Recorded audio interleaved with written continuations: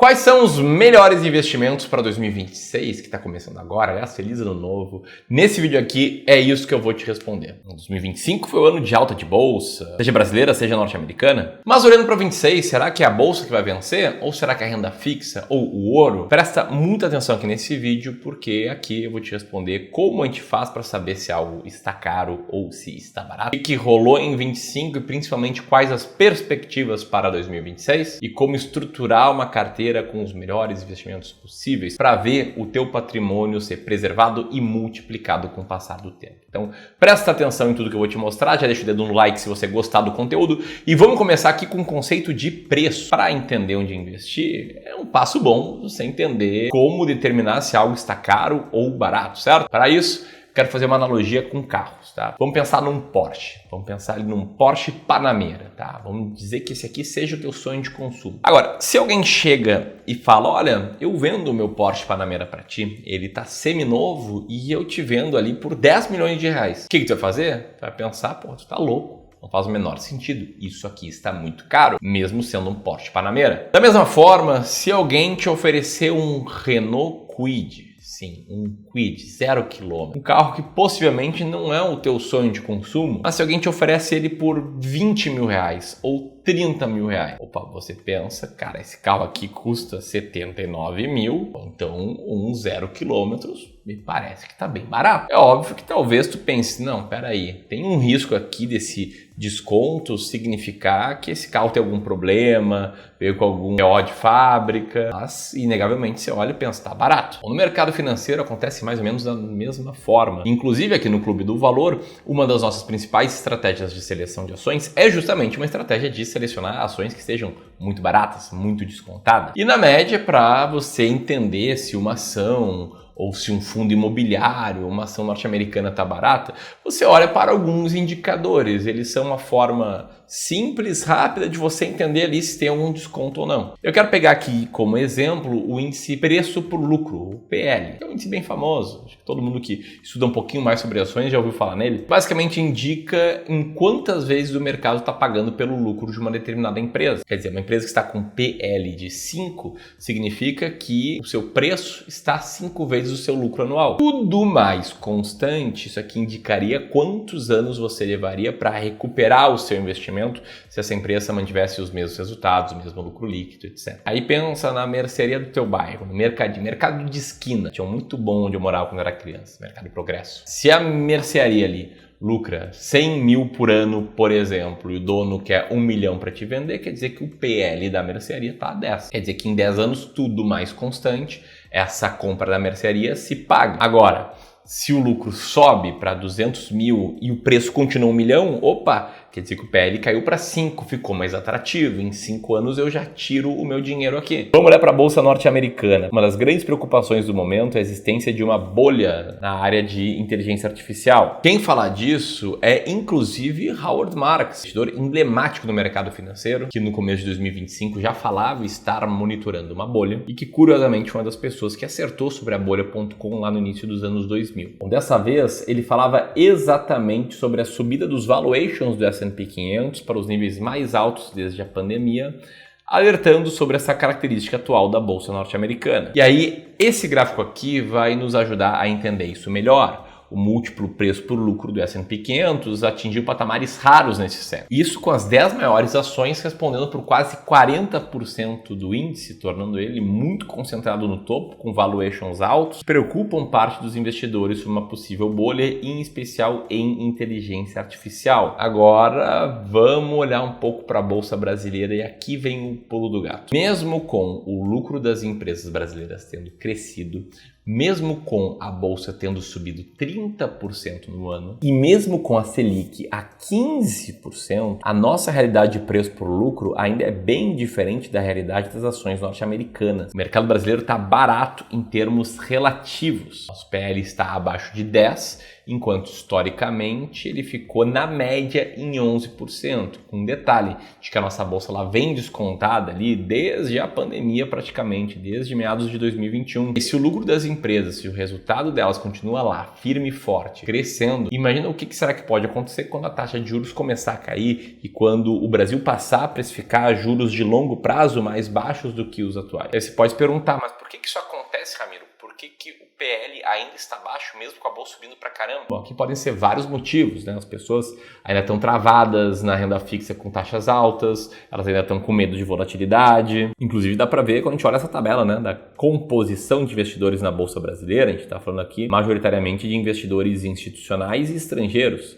Inclusive, de 2019 até 2025, caiu o percentual de pessoas físicas investindo na bolsa. Agora vamos sair um pouco dessa parte filosófica e vamos falar sobre oportunidades. E vamos olhar para 2025, vamos olhar para alguns números que tem algumas coisas interessantes aí. Bom, o mais básico, a inflação ficou acima de 4% nos últimos 12 meses. Obrigou o Banco Central a manter a taxa Selic lá em 15% ao ano. Com isso, em 2025, o CDI acumulado ficou altíssimo, patamar a nível de governos Dilma. Logicamente, com uma taxa Selic mais alta, ali guiando a rentabilidade dos ativos pós-fixados, esses ativos ganharam atratividade. E se tem mais pessoas comprando os pós-fixados e menos interesse nos pré-fixados, taxas dos pré-fixados crescem.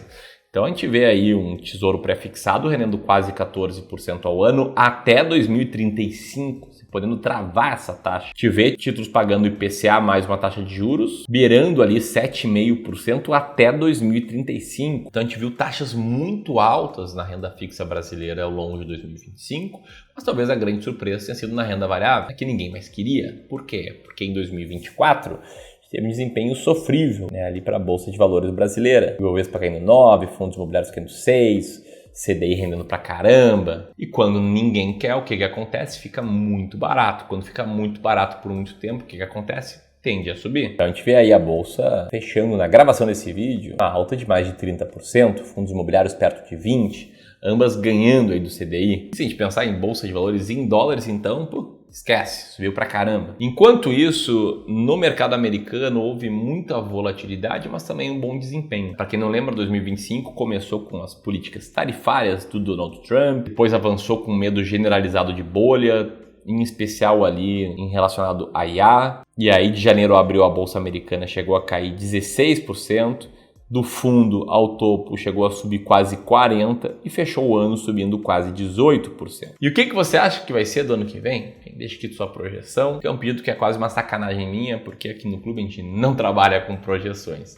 Inclusive a gente acredita que a maioria delas estão erradas. Isso é comprovado em uma série de diferentes estudos. Só que o ponto é, como dado fidedigno sobre o que vai acontecer no futuro, as projeções de fato não servem para absolutamente nada. Esquece. Mas como um termômetro para a percepção de risco do mercado, aí sim elas podem ser úteis. Aí sim elas podem ser boas ferramentas. Aqui no Brasil, a fonte mais completa de projeções financeiras se chama Boletim Focus, que é um relatório feito com as projeções dos principais players do mercado financeiro, que captura essas percepções. E o que o Boletim Focus está apontando para 2026? A gente está vendo aí um PIB projetado em algo entre 1,6% e 1,8%. Está vendo uma inflação de novo acima da meta, em cerca de 4%. E a grande aposta que o mercado tenta acertar é a Selic. O mercado aqui projeta o início de um ciclo de corte de juros, com a Selic saindo de 15% para algo entre 11,25% e 12,5% até o fim do ano que vem. Fora as projeções, a gente tem que também entender os riscos para 2026. Aqui a gente tem 3 grandes riscos. O primeiro deles é o fiscal. A Anbima já afirmou que se o controle de gastos públicos não for mais eficiente, especialmente por ser um ano eleitoral, as contas públicas podem colapsar em 2027. Ao mesmo tempo, nossa relação entre dívida e PIB não para de crescer. Em 2026, para nós brasileiros, também inclui um risco político. A volatilidade deve aumentar a partir de abril de 2026,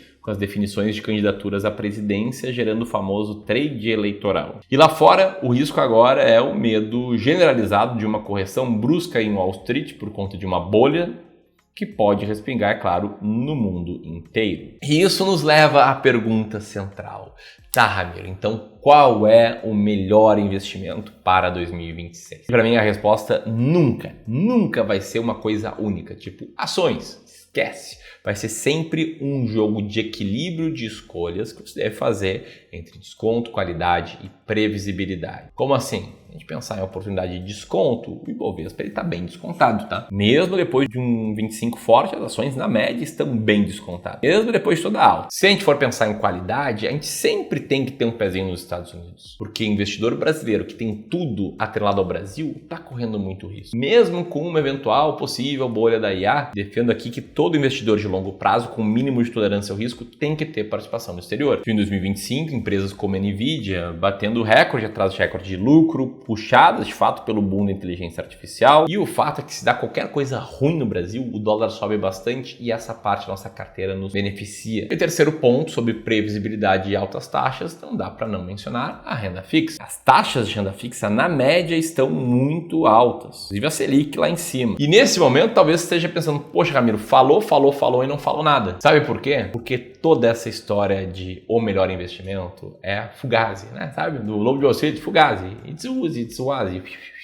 O que realmente importa não é a taxa de renda fixa. O que importa é você, a sua tolerância ao risco, o nível de retorno que você busca para o longo prazo, a sua experiência como investidor. Isso importa muito, mas muito mais do que a procura pelo melhor ativo. A procura pelo melhor ativo se chama market timing. E market timing não explica nem 9% da performance de uma carteira. Sabe o que explica 91% da performance de uma carteira? A sua alocação de ativos. Como é que você vai dividir a sua carteira em diferentes classes de ativos. O que mais importa é a tua macroalocação, que tu tem que seguir, faça chuva ou faça sol, não com base numa expectativa de bolha da IA, não com base numa crítica econômica do Copom, não com base em nada a não ser as tuas próprias características, a tua tolerância ao risco, teu objetivo de retorno e tua experiência como investidor.